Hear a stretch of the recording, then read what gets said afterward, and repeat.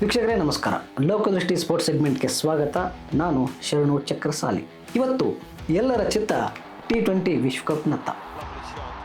T20 ವಿಶ್ವಕಪ್ ಟೂರ್ನಿಯ ಹೊಸ್ತಿಲಲ್ಲಿ ನಾವಿದ್ದೀವಿ. ಇವತ್ತು ಭಾರತ ಮತ್ತು ನ್ಯೂಜಿಲೆಂಡ್ ನಡುವೆ ಅಂತಿಮ ಸೆಣಸಾಟ ನಡೀತಾ ಇದ್ದು, ಯಾರಾಗ್ತಾರೆ 2026ರ T20 ವಿಶ್ವಕಪ್ ಚಾಂಪಿಯನ್. T20 ವಿಶ್ವಕಪ್ ಇತಿಹಾಸದಲ್ಲಿ ಭಾರತ ವಿರುದ್ಧ ನ್ಯೂಜಿಲೆಂಡ್ ಸೋತ ಇತಿಹಾಸವೇ ಇಲ್ಲ. ಹಾಗಾದರೆ ಭಾರತದ ಕಥೆ ಏನು? ಎಲ್ಲ ಲೆಕ್ಕಾಚಾರ ಉಲ್ಟಾಗಿ ಇವತ್ತು ಭಾರತ ನ್ಯೂಜಿಲೆಂಡನ್ನು ಹೊಡೆದು ಉರುಳಿಸಿದರೆ T20 ವಿಶ್ವಕಪ್ ಚರಿತ್ರೆಯಲ್ಲಿ ದಾಖಲಾಗುತ್ತೆ ಹೊಸ ರೆಕಾರ್ಡ್. ಹೌದು, T20 ವಿಶ್ವಕಪ್ ಕ್ರಿಕೆಟ್ ಪಂದ್ಯಾವಳಿಯ ಕ್ಲೈಮ್ಯಾಕ್ಸ್ಗೆ ಇನ್ನು ಕೆಲವೇ ಗಂಟೆಗಳು ಬಾಕಿ ಇವೆ.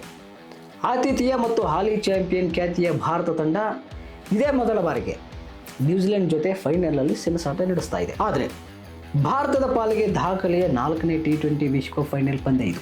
ನ್ಯೂಜಿಲೆಂಡ್ಗೆ 2ನೇ ಫೈನಲ್ ಪಂದ್ಯ ಇದಾಗಿದೆ. ಇನ್ನು ಭಾರತ ಆಡಿದ 3 ಫೈನಲ್ ಪಂದ್ಯಗಳಲ್ಲಿ 2 ಸಲ ಚಾಂಪಿಯನ್ ಆಗಿ ಭಾರತ ತಂಡ ಟ್ರೋಫಿ ಎತ್ತಿದೆ. 2007ರಲ್ಲಿ T20 ವಿಶ್ವಕಪ್ ಆರಂಭವಾಗಿದ್ದು, ಚೊಚ್ಚಲ ವಿಶ್ವಕಪ್ ಅನ್ನೇ ಪಾಕ್ ವಿರುದ್ಧ ಗೆದ್ದು ಭಾರತ ದಾಖಲೆ ನಿರ್ಮಿಸಿದೆ. ಮುಂದೆ 2024ರ ಅಂದರೆ ಕಳೆದ ಟೂರ್ನಿಯಲ್ಲಿ ಭಾರತ ಚಾಂಪಿಯನ್ ಆಗಿದೆ. ಇವತ್ತು ಸಹ ಭಾರತ ಗೆದ್ದರೆ T20 ವಿಶ್ವಕಪ್ ಇತಿಹಾಸದಲ್ಲೇ ಅತ್ಯಧಿಕ ಅಂದರೆ 3 ಸಲ ಕಪ್ ಎತ್ತಿ ಹಿಡಿದ ಕೀರ್ತಿಗೆ ಭಾರತ ಪಾತ್ರವಾಗಲಿದೆ.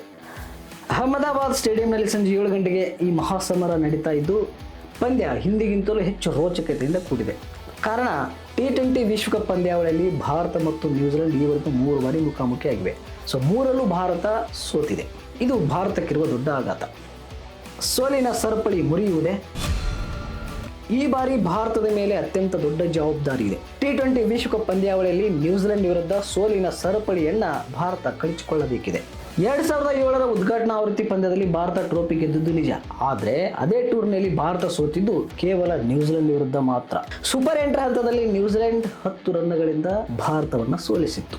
190 ರನ್ಗಳ ಗುರಿಯನ್ನ ಬೆನ್ನಟ್ಟಿದ ಭಾರತಕ್ಕೆ ಡೇನಿಯಲ್ ವೆಟ್ಟೋರಿಯಾ ವಿಕೆಟ್ ಮೇಲೆ ವಿಕೆಟ್ ಉರುಳಿಸಿ ಭಾರತಕ್ಕೆ ಸೋಲುಣಿಸಿದರು. ಉದ್ಘಾಟನಾ ಆವೃತ್ತಿಯ ಬಳಿಕ ಉಭಯ ತಂಡಗಳು ಮತ್ತೆ ಮುಖಾಮುಖಿಯಾಗಿದ್ದು 2016ರ ಆವೃತ್ತಿಯಲ್ಲಿ.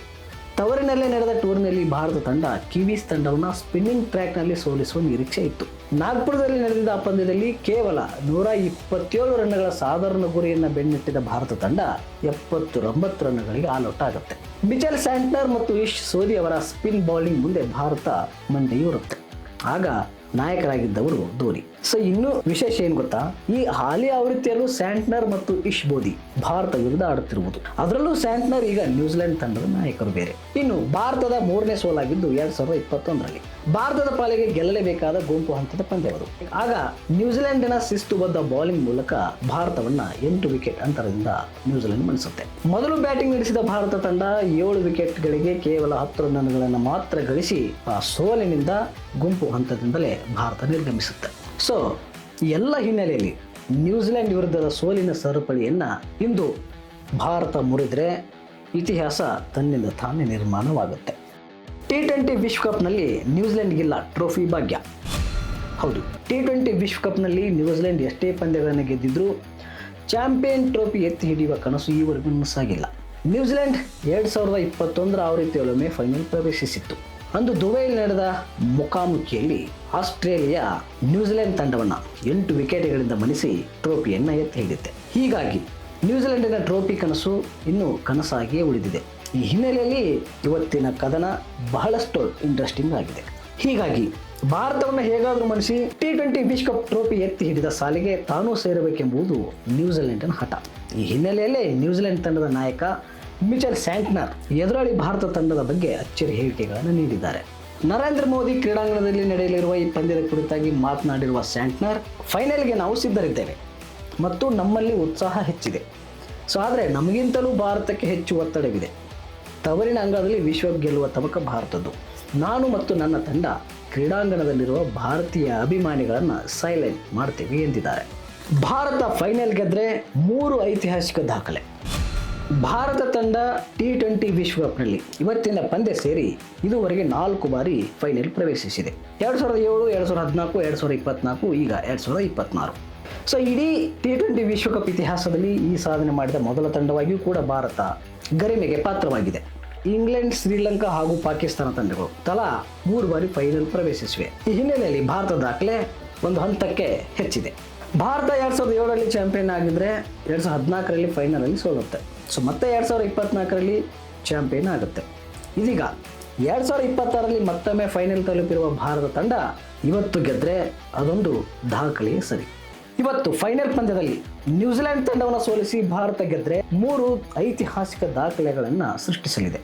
ಮೊದಲನೆಯದು, 3 ಬಾರಿ T20 ವಿಶ್ವಕಪ್ ಗೆಲ್ಲುವ ಮೊದಲ ತಂಡವಾಗಿ ಭಾರತ ಹೊರಹೊಮ್ಮಲಿದೆ. ಯಾಕಂದರೆ ಈವರೆಗೂ ಇಂಗ್ಲೆಂಡ್ ಮತ್ತು ವೆಸ್ಟ್ ಇಂಡೀಸ್ ತಂಡಗಳು ತಲಾ 2 ಬಾರಿ ಈ ವಿಶ್ವಕಪ್ ಟೂರ್ನಿಯನ್ನು ಗೆದ್ದಿವೆ. ಇವತ್ತು ಭಾರತ ಗೆದ್ದರೆ T20 ವಿಶ್ವಕಪ್ ಕ್ರಿಕೆಟ್ ಜಗತ್ತಿನಲ್ಲಿ ಅದ್ಭುತ ಸಾಧನೆ ಮಾಡಿದ ತಂಡವಾಗುತ್ತೆ. ಇನ್ನು ಎರಡನೇ ದಾಖಲೆ ಅಂದರೆ ಆತಿಥ್ಯ ವಹಿಸಿದ ರಾಷ್ಟ್ರವಾಗಿ T20 ವಿಶ್ವಕಪ್ ಗೆಲ್ಲುವ ಮೊದಲ ತಂಡವಾಗುವುದು. ಇದುವರೆಗೂ ಯಾವುದೇ ಹೋಸ್ಟ್ ಮಾಡಿದ ದೇಶ T20 ವಿಶ್ವಕಪ್ ಗೆದ್ದಿಲ್ಲ. 2012ರಲ್ಲಿ ಶ್ರೀಲಂಕಾ ತಂಡ ಫೈನಲ್ ಪ್ರವೇಶಿಸಿತ್ತು, ಆದರೆ ಗೆಲ್ಲಲು ಶ್ರೀಲಂಕಾಕ್ಕೆ ಸಾಧ್ಯವಾಗಲಿಲ್ಲ. ಸೊ ಇವತ್ತು ಭಾರತ ಗೆದ್ದರೆ ಮತ್ತೆ ಹೊಸ ಇತಿಹಾಸ ಸೃಷ್ಟಿಯಾಗುತ್ತೆ. ಮೂರನೆಯ ದಾಖಲೆ, T20 ವಿಶ್ವಕಪ್ ಯಶಸ್ವಿಯಾಗಿ ಡಿಫೆಂಡ್ ಮಾಡುವ ಮೊದಲ ತಂಡವಾಗಿ ಭಾರತ ಹೊರಹೊಮ್ಮಲಿದೆ. ಇದುವರೆಗೆ ಯಾವುದೇ ತಂಡ ಬ್ಯಾಕ್ ಟು ಬ್ಯಾಕ್ ಟೈಟಲ್ ಮ್ಯಾಚ್ಗಳನ್ನು ಗೆದ್ದಿಲ್ಲ. ಪಾಕಿಸ್ತಾನ ಮತ್ತು ಶ್ರೀಲಂಕಾ ಸತತ 2 ಬಾರಿ ಫೈನಲ್ ತಲುಪಿದ್ರು, ಒಂದರಲ್ಲಿ ಸೋತೆವು, ಮತ್ತೊಂದರಲ್ಲಿ ಗೆದ್ದಿದ್ದವು. ಇಂದು ಭಾರತ ಗೆದ್ದರೆ ಈ ಹೊಸ ದಾಖಲೆ ಸೃಷ್ಟಿಯಾಗುತ್ತೆ. ಇದು ಭಾರತೀಯ ಕ್ರಿಕೆಟ್ನಲ್ಲಿ ಅತ್ಯದ್ಭುತ ಸಾಧನೆಯಾಗಿ ಗುರುತಿಸಿಕೊಳ್ಳಲಿದೆ. ಭಾರತ ಮತ್ತು ನ್ಯೂಜಿಲೆಂಡ್ ನಡುವಿನ T20 ವಿಶ್ವ ಕತೆ ಒಂದು ಕಡೆ ಆದರೆ ಬರೀ T20 ಪಂದ್ಯಗಳ ಕತೆ ಬೇರೆಯೇ ಇದೆ. ಭಾರತ ಮತ್ತು ನ್ಯೂಜಿಲೆಂಡ್ ನಡುವೆ ಒಟ್ಟು 30 ಪಂದ್ಯಗಳು ನಡೆದಿದ್ದು ಭಾರತ 18ರಲ್ಲಿ ಗೆದ್ದು ಬೀಗಿದೆ. ಕಿವೀಸ್ ಪಡೆ 11ರಲ್ಲಿ ವಿಜಯ ಸಾಧಿಸಿದೆ. ಒಂದು ಪಂದ್ಯ ಡ್ರಾ ಆಗಿದ್ದು, ಈ ಹಿನ್ನೆಲೆಯಲ್ಲಿ ನೋಡಿದರೆ ನ್ಯೂಜಿಲೆಂಡ್ ವಿರುದ್ಧ ಭಾರತ ತಂಡ ತುಸು ಹೆಚ್ಚಿನ ಮೇಲುಗೈ ಸಾಧಿಸಿದೆ ಎಂದು ಹೇಳಬಹುದು. AB ಡಿವಿಲಿಯರ್ಸ್ ಭವಿಷ್ಯ. ಈ ಮಹತ್ವದ ಪಂದ್ಯಕ್ಕೂ ಮುನ್ನ ಕ್ರಿಕೆಟ್ ಪಂಡಿತರು ಮತ್ತು ಪ್ರೇಕ್ಷಕರಲ್ಲಿ ಚಾಂಪಿಯನ್ ತಂಡದ ಬಗ್ಗೆ ಚರ್ಚೆಗಳು ಬಿಸಿ ಬಿಸಿಯಾಗಿ ನಡೀತಾ ಇವೆ. ದಕ್ಷಿಣ ಆಫ್ರಿಕಾದ ಬ್ಯಾಟಿಂಗ್ ದಂತಕತೆ AB ಡಿವಿಲಿಯರ್ಸ್ ಸಹ ಈ ಮಹಾಪಂದ್ಯಕ್ಕೂ ಮುನ್ನ ತಮ್ಮ ಪ್ರಾಮಾಣಿಕ ಅಭಿಪ್ರಾಯವನ್ನು ಹಂಚಿಕೊಂಡಿದ್ದಾರೆ. ಈ ಐತಿಹಾಸಿಕ ಪಂದ್ಯದಲ್ಲಿ ಭಾರತ ಗೆಲುವಿನ ಪ್ರಬಲ ಸ್ಪರ್ಧಿ ಎಂದು ಡಿವಿಲಿಯರ್ಸ್ ಹೇಳಿದ್ದಾರೆ. ಪ್ರಸ್ತುತ 2 ತಂಡಗಳ ಫಾರ್ಮ್ ಮತ್ತು ತವರಿನ ಪರಿಸ್ಥಿತಿಗಳನ್ನು ಗಮನಿಸಿ ಮಾತನಾಡಿರುವ ಅವರು, ಟೀಮ್ ಇಂಡಿಯಾ ವಿಶ್ವ ಚಾಂಪಿಯನ್ ಆಗುವ ಸುವರ್ಣಾವಕಾಶವನ್ನು ಹೊಂದಿದೆ. ಇನ್ನು ನ್ಯೂಜಿಲೆಂಡ್ ತಂಡ ಭಾರತದಂತಹ ಬಲಿಷ್ಠ ತಂಡದ ವಿರುದ್ಧ ಗೆಲ್ಲುವ ಸಾಧ್ಯತೆ ಬಹಳ ಕಡಿಮೆ ಇದೆ ಎಂಬುದು ಡಿವಿಲಿಯರ್ಸ್ ಅವರ ಮಾತು. ಮುಂದುವರೆದು ಡಿವಿಲಿಯರ್ಸ್ ಹೇಳ್ತಾರೆ, ಭಾರತ ಏನಾದರೂ ಸೋತರೆ ಅದು ಬಹಳ ಬೇಸರದ ಸಂಗತಿ ಮತ್ತು ತುಂಬಾ ಕಾಲ ನೋವಿನಲ್ಲಿ ಉಳಿಯುತ್ತೆ. ಆದರೆ ಇದು ಸಂಭವಿಸುವ ಸಾಧ್ಯತೆ ಕಡಿಮೆ ಎಂದು ಡಿವಿಲಿಯರ್ಸ್ ಭವಿಷ್ಯ ನುಡಿದಿದ್ದಾರೆ. ಇನ್ನು ಇದೇ ಚರ್ಚೆಯ ಸಮಯದಲ್ಲಿ ಅವರ ತಂಡದ ಸಹ ಆಟಗಾರ ಡೇಲ್ ಸ್ಟೇನ್ ಕೂಡ ನ್ಯೂಜಿಲೆಂಡ್ ಬಗ್ಗೆ ಸಹಾನುಭೂತಿ ವ್ಯಕ್ತಪಡಿಸುತ್ತಲೇ ಅವರ ಮನಸ್ಸು ಭಾರತ ತಂಡವನ್ನು ಚಾಂಪಿಯನ್ಗಳನ್ನಾಗಿ ನೋಡುತ್ತಿದೆ ಎಂದು ಹೇಳಿದ್ದಾರೆ. ಸೊ ವೆಸ್ಟ್ ಇಂಡೀಸ್ ಮತ್ತು ಇಂಗ್ಲೆಂಡ್ ವಿರುದ್ಧ ಭಾರತ ಅತ್ಯದ್ಭುತ ಗೆಲುವನ್ನು ಸಾಧಿಸಿಕೊಂಡು ಮುನ್ನುಗ್ಗುತ್ತಾ ಇದೆ. ಹಿಂದಿನ 2 ಗೆಲುವು ಭಾರತದ ತಂಡದ ಉತ್ಸಾಹವನ್ನು 100 ಮಡಿಗೊಳಿಸಿದೆ. ಅದರಲ್ಲೂ ಬ್ಯಾಟಿಂಗ್ ನಲ್ಲಿ ಸಂಜು ಸ್ಯಾಮ್ಸನ್ ಮತ್ತು ಬೌಲಿಂಗ್ ನಲ್ಲಿ ಬುಮ್ರಾ ಅದ್ಭುತ ಫಾರ್ಮ್ ನಲ್ಲಿದ್ದಾರೆ. ಸೊ ನ್ಯೂಜಿಲೆಂಡ್ ವಿರುದ್ಧ ಕೂಡ ಸವಾರಿ ಮಾಡುವ ಸಾಧ್ಯತೆ ಹೆಚ್ಚಿದೆ. ಇವತ್ತಿನ ಪಂದ್ಯಕ್ಕೆ ಮಳೆ ಅಡ್ಡಿ ಆದ್ರೆ, ಫೈನಲ್ ಪಂದ್ಯಕ್ಕೆ ಮಳೆ ಅಥವಾ ಇನ್ಯಾವುದೇ ಕಾರಣಗಳು ಅಡ್ಡಿ ಆದ್ರೆ ಏನ್ ಮಾಡಬೇಕೆಂಬುದರ ಬಗ್ಗೆ ಅಂತಾರಾಷ್ಟ್ರೀಯ ಕ್ರಿಕೆಟ್ ಕೌನ್ಸಿಲ್ ಅಂದ್ರೆ ICC ಸ್ಪಷ್ಟ ನಿಯಮಗಳನ್ನು ಹೊಂದಿದೆ. ಇವತ್ತಿನ ಪಂದ್ಯದ ವೇಳೆ ಮಳೆ ಬಂದ್ರೆ ಫಲಿತಾಂಶ ನಿರ್ಧರಿಸಲು 2 ತಂಡಗಳು ಕನಿಷ್ಠ 10 ಓವರ್ಗಳ ಕಾಲ ಬ್ಯಾಟ್ ಮಾಡಲೇಬೇಕು. ಸಾಮಾನ್ಯ T20 ಪಂದ್ಯಗಳಲ್ಲಿ 5 ಓವರ್ಗಳು ಸಾಕು. ಆದರೆ ವಿಶ್ವಕಪ್ನಂತಹ ಫೈನಲ್ ಪಂದ್ಯಗಳಲ್ಲಿ ಪ್ರಮುಖ ಪಂದ್ಯಗಳಿಗೆ ICC 10 ಓವರ್ಗಳ ನಿಯಮವನ್ನು ಜಾರಿಗೆ ತಂದಿದೆ. ಈ 10 ಓವರ್ಗಳ ಆಟ ಸಾಧ್ಯವಾಗದೇ ಇದ್ರೆ ಮೀಸಲು ದಿನಕ್ಕೆ ಪಂದ್ಯ ಮುಂದೂಡಲ್ಪಡುತ್ತೆ. ವಿಜೇತ ತಂಡಕ್ಕೆ ಬಹುಮಾನ ಎಷ್ಟು? ಭಾರತ ತಂಡ 2024ರಲ್ಲಿ T20 ವಿಶ್ವಕಪ್ ಚಾಂಪಿಯನ್ ಆದಾಗ 20 ಕೋಟಿ ರೂಪಾಯಿ ಬಹುಮಾನ ಮೊತ್ತವನ್ನು ICC ನೀಡಿತ್ತು. ಈ ಬಾರಿ ಈ ಬಹುಮಾನ ಮೊತ್ತ ಹೆಚ್ಚಳವಾಗಿದ್ದು ಚಾಂಪಿಯನ್ ಪಟ್ಟ ಅಲಂಕರಿಸುವ ತಂಡಕ್ಕೆ ಸುಮಾರು 27 ಕೋಟಿ ಬಹುಮಾನ ಸಿಗಲಿದೆ ಎನ್ನಲಾಗ್ತಿದೆ. ಇನ್ನು ರನ್ನರ್ ಅಪ್ ತಂಡಕ್ಕೆ 14.5 ಕೋಟಿ ರೂಪಾಯಿ ಸಿಗಲಿದೆ ಎನ್ನುವ ವರದಿ ಇದೆ. ಇದಿಷ್ಟು T20 ವಿಶ್ವಕಪ್ನ ನ್ಯೂಜಿಲೆಂಡ್ ಮತ್ತು ಭಾರತ ನಡುವಿನ ಕಥನ. ಈ ಮಾಹಿತಿ ನಿಮಗೆ ಇಷ್ಟ ಆಗಿದ್ದರೆ ಮರೆಯದೆ ಒಂದು ಲೈಕ್ ಮಾಡಿ ಮತ್ತು ವಿಡಿಯೋವನ್ನು ಶೇರ್ ಮಾಡಿ. ನಮ್ಮ ಚಾನಲ್ ಬೆಂಬಲಿಸಲು ದಯಮಾಡಿ ಸಬ್ಸ್ಕ್ರೈಬ್ ಮಾಡಿ ಅಂತ ಈ ಮೂಲಕ ಕೇಳಿಕೊಳ್ತೀನಿ. ಇವತ್ತಿನ ಕದನದಲ್ಲಿ ಯಾವ ತಂಡ ಗೆಲ್ಲುತ್ತೆ, ನಿಮಗೇನು ಅನ್ನಿಸ್ತೋ ಕಮೆಂಟ್ ಮಾಡಿ. ಮತ್ತೆ ಹೊಸ ವಿಡಿಯೋದೊಂದಿಗೆ ಭೇಟಿ ಆಗ್ತೀನಿ. ನಮಸ್ಕಾರ.